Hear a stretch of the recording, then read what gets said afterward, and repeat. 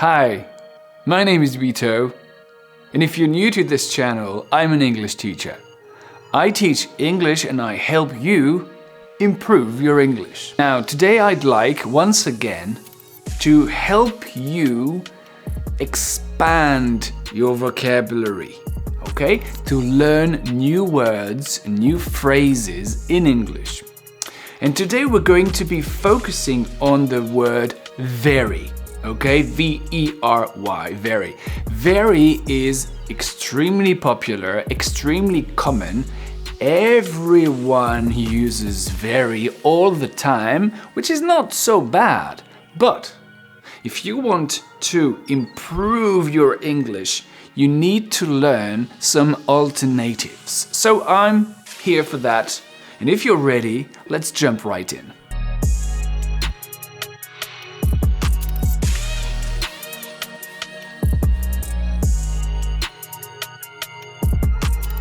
Okay, number one, very good. Oh, that's very good. You could say, that's brilliant. A very good film, an excellent film, or a brilliant film. Very bad. Very bad. Awful. I feel very bad about forgetting my grandma's birthday. I feel awful about it. Recently we've had very bad weather. You could say, recently we've had dreadful weather. Number three, very big. Very big? Well, the first synonym that comes to mind is large. Large. Watch out, large doesn't mean large in French, okay? In French, large is wide, just for you to know. So you can say large, or you can say huge or massive. I'm a very big basketball fan. I'm a huge basketball fan. My neighbors have a very big house. They have a large house, okay? Or a massive house. Very small in English is tiny. Tiny or teeny tiny. Sometimes you hear teeny tiny. A tiny thing is a very small thing. Sometimes you hear a wee in the UK. Most of the time, wee is when you want to urinate, basically. But the adjective wee means very, very small. So, for example, how old is your wee boy? Oh, my wee boy is 4 years old.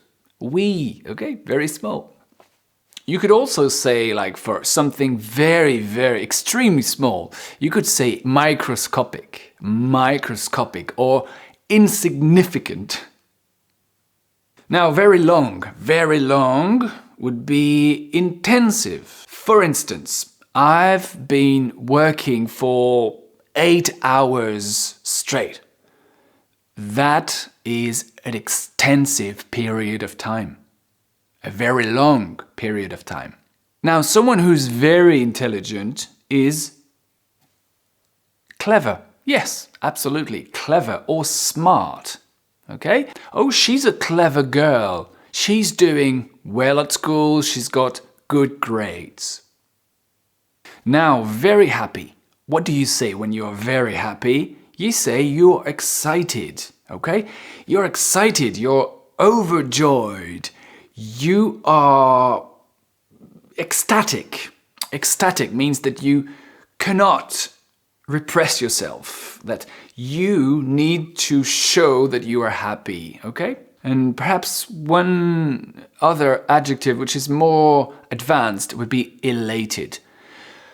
You're elated when something truly important happens to you and something that makes you extremely happy. You are elated. You are over the moon. Now, on the opposite, when you are not happy, even a little angry or very angry, first you could say that you are upset. Okay, I am upset. Or even further, you could very well say, I am furious. Furious. Or you could say mad. Mad is a good one. You could say, I was mad with my dog for for chewing my new pair of sneakers. I was mad with him. Very rich. When someone's very rich, someone who's got money, you could say wealthy. Someone who's wealthy or well off. That's a little bit more advanced. Well off. She comes from a very well off family or a wealthy family. Now, very old. Do you know this one? Very old. Can you find a synonym or a different way to say very old? Well, I'm thinking of ancient.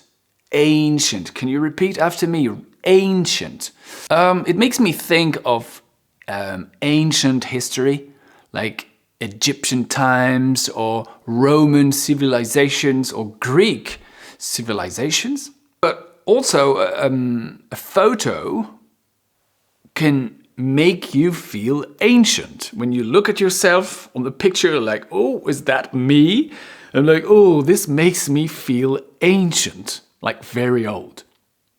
Now, what happens when you are very hungry? You could say, oh, I'm very hungry. But you could also say, I'm starving. I'm starving to death. Which means that you would eat a horse. You would do, maybe not a horse. You would eat anything because you are extremely hungry. You're starving. Now, very cold. Ooh. When winter comes, the weather becomes freezing. Absolutely freezing. I'm sure you know this one. Freezing cold. Now, the contrary is very hot. So what could you say instead of very hot? Well, perhaps boiling. Sounds like a good adjective. The weather is boiling today. Scorching. Oh, this one is good. Madrid becomes a scorching city in midsummer. In July, August, it's a scorching city. It's a very hot city. Now, very nice. So when you meet someone who's very nice, you could say, oh, Jason is a kind person, or Jason is a friendly guy. Now, when you are having a very nice experience, then you could say a pleasant experience or an enjoyable experience and a delightful, oh, I had a delightful moment with my best friends the other day.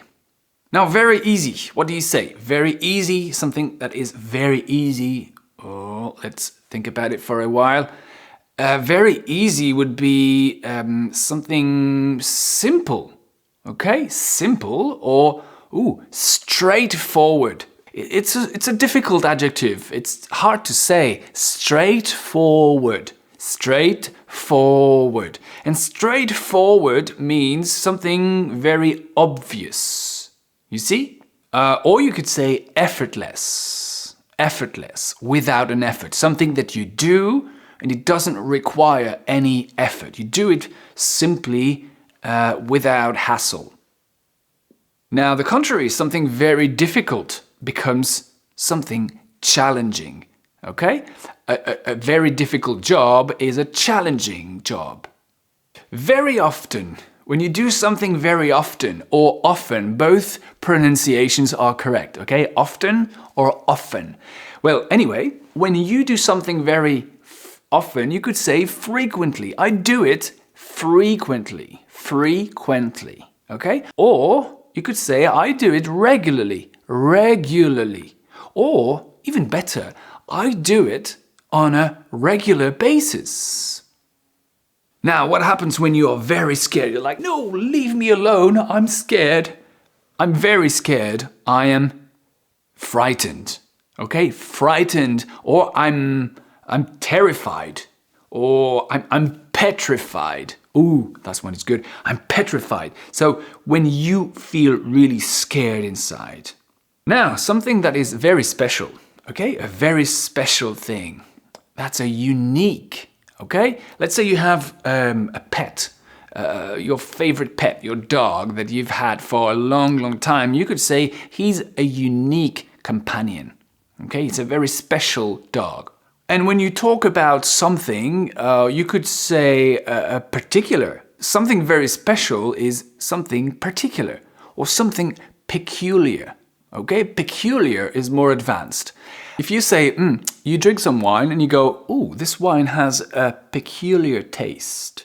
Peculiar means unique, okay? Very special. Now, very cute. That's something that we hear a lot in English. Oh, this is very cute. What else could you say? Well, you could say adorable. Adorable. This puppy is very cute. Oh, he's so cute. He's adorable. Okay? So make sure you pronounce it and you stress it correctly. Adorable. Adorable. Okay? So you insist on the do. Adorable. Now, very interesting. Well, if you find something being very, very interesting, you could say that this thing is captivating. Captivating or even fascinating. When you go, oh wow, that's crazy. That's something that, ooh, I'm into it. And I like what I see. And I don't want it to end. So you go, oh, this is fascinating. This is captivating. And yes, there's another one that I really like. And it's a little bit more advanced. It's compelling. When you listen to a compelling story, you don't want the story to end. You feel connected to the story and you lose track of time, just like in a good movie or in a good book. It's compelling. Okay, so that's very, very interesting. Right, that was a lot of new vocabulary. I hope it was okay. I hope you liked it. Now, before I leave, don't forget to hit the like button. That would be much appreciated. And also follow me on Instagram if you feel like having some extra courses with me and videos and different kind of stories. Just follow me on Instagram. That would be a blast. Thank you so much. That's been it for today. I'll talk to you later. Bye bye. Cheers.